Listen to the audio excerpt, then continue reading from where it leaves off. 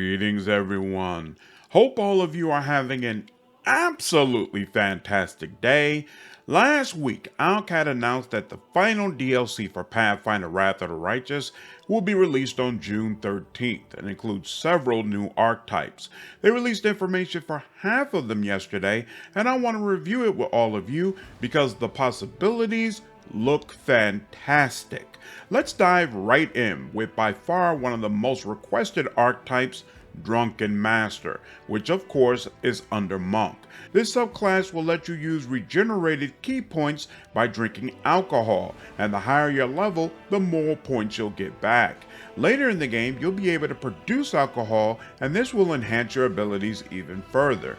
Now, of course, in theory, this sounds good, but the question will become, does Drunken Master retain the same alignment restrictions that base Monk has? I am pretty sure you have to be lawful in order to choose any of the other Monk options, but hopefully this will be an exception. I have never done a Caden Kalian run in the game, and this seems like the perfect archetype to try it. Next on the list is a Slayer archetype called Bloodseeker. The subclass is inspired by the Vampire Hunter D anime series, but you do not play as a true vampire. Instead, your cursed bloodline endows you with similar powers. Bloodseekers do not have Slayer talents. Instead, they get access to a wide range of new abilities that can be expended using blood points. You gain these points by performing critical bite attacks or sucking the blood from nearby enemies while in Raven form. This of course means you can shapeshift into a Raven and attack from the air. Obviously, this is a sharp departure from the other Slayer archetypes, and that is by design. Owlcat believed that the Slayer options felt too similar and were adamant about providing something completely new. I haven't liked the other Drink Blood or Devour Flesh archetypes in the game, but I'll withhold judgment on this one until we see the full mechanics. In theory, it actually does sound pretty cool and might be perfect for Windwalk. Next up, we have an archetype under Bard called Chalexian Diva. This subclass provides new performance abilities that strengthen your allies or debilitate enemies. Some songs will let you do both at the same time. As you level up, you'll also gain a powerful Banshee Scream that can turn enemies into withered husk. I cannot tell you why, but Bard just doesn't appeal to me all that much in Wrath of the Righteous. I definitely plan to play around with it in BG3, but in Wrath, there's just too many other great options for me to touch it, and I don't think the subclass will change my mind. The next archetype is under Scald, and it's called Inciter. This subclass lets you use insults and taunts to provoke enemies into abandoning their defense and attacking recklessly. Doing this sets enemies up for sneak attacks, and you can enhance them with the rogue's advanced abilities, which you will have access to.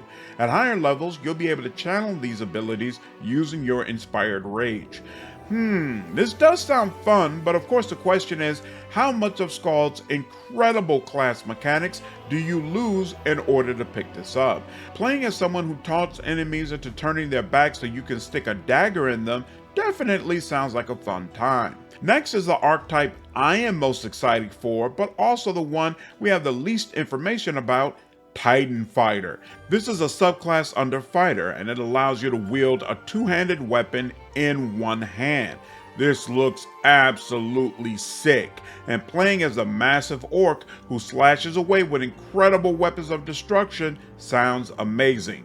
To be honest, I am hoping the mechanics for this subclass are unimpressive. That way, I can take one level of it to get double two-handed weapons, and then switch over to Orc Shaman so I can play as a gigantic orc riding a monstrous creature who ruthlessly slashes away at enemies while hurling hexes and curses at them.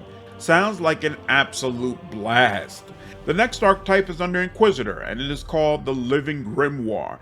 This is a complete reimagining of Paizo's original archetype that rewards the player for focusing on being both a fighter and a spellcaster. This subclass has a unique weapon in the form of a large sacred tome, which can be used to instruct demons on the path to truth. You can enchant this holy book similar to a battle priest and use it to amplify both your magical and non-magical attacks in combat.